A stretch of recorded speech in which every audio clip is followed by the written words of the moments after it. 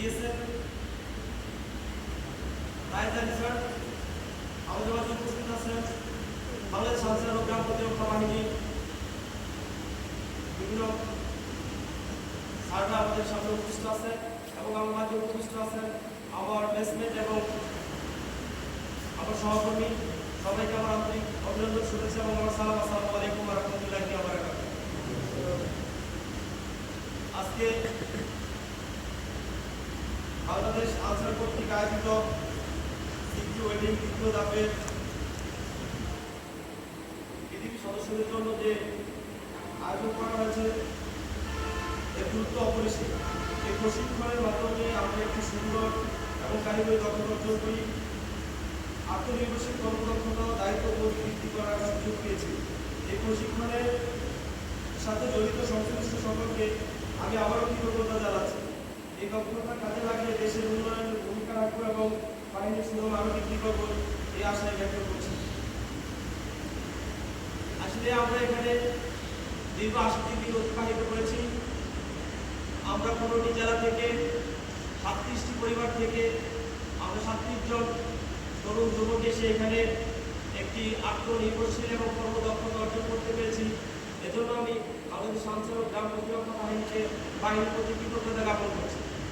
আরও কৃতজ্ঞতা জ্ঞাপন করছি যারা আমাদের এই কোর্সের সাথে থেকে আমাদেরকে দক্ষতা এবং শৃঙ্খলা, শিষ্টাচার, ভদ্রতা শিখিয়েছেন, তাদের প্রতি আমি কৃতজ্ঞতা জ্ঞাপন করছি।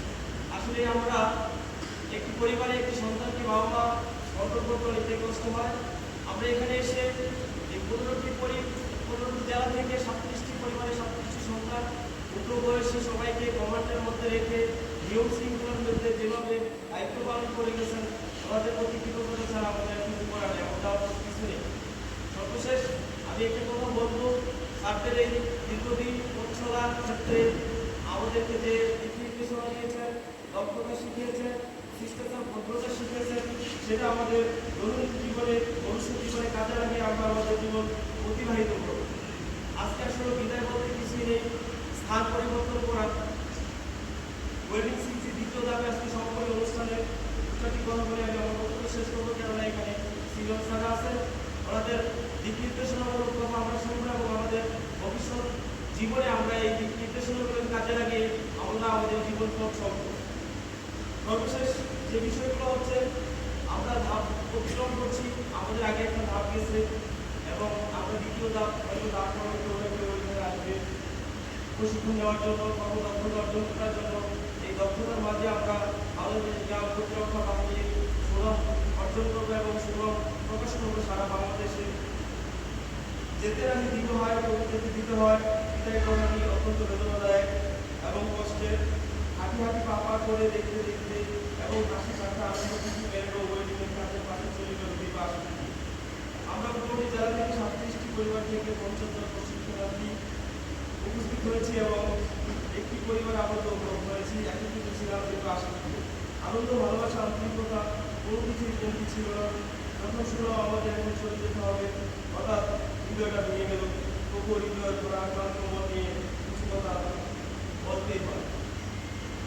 আমাদের আনসার কর্তৃক আয়োজিত বিজিবি সদস্যদের জন্য আজকে যে কর্মব্যবস্থা এবং প্রশিক্ষণের ব্যবস্থা করেছে বাংলাদেশ সরকারের, এখানে অনেক নিয়োগ করতে হয়েছে।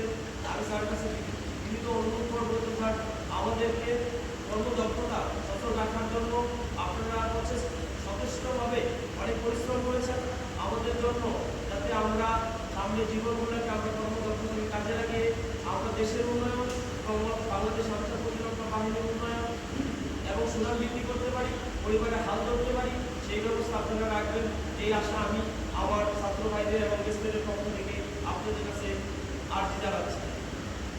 সর্বশেষ একটি কথা বলতে হয় যে আমরা আসলে ওয়েডিং শিখছি কি জিনিস, এই জিনিসটাই জানতাম না। হয়তো বাংলাদেশ আনসার ব্যাটালিয়নের পক্ষ থেকে, গ্রাম প্রতিরক্ষা বাহিনীর পক্ষ থেকে জানতে পেরেছি আমাদের এখানে যারা আছি বাংলাদেশের প্রায় আমরা যতটুকু জানি 3টা জেলাতে হচ্ছে ওয়েডিং শিখিয়ে প্রশিক্ষণ চলছে। আরও বিজিবি সদস্যরা বিভিন্ন প্রশিক্ষণ নিচ্ছেন, তাদের কর্মদক্ষতা অর্জন করছেন। সেক্ষেত্রে আমরা ওয়েল্ডিংয়ের যে কাজে এসেছি আমরা সেটা নিয়ে কথা বলছি যে ওয়েল্ডিং কি জিনিস সেটা আমরা জানতাম না, বা আমাদের কারোর পক্ষে সম্ভব ছিল না ইনভেস্ট করে এরকম একটা কর্মদক্ষতা অর্জন করা, এটা শুধু হয়েছে, সম্ভব হয়েছে বাংলাদেশ আনসার ও বিজেপির পক্ষ থেকে। এটা আমরা কৃতজ্ঞতা জ্ঞাপন করছি। এবং আমাদের যে ডিএসএম স্যার, তাইজারি স্যার, উনি এই 37টা ছেলেকে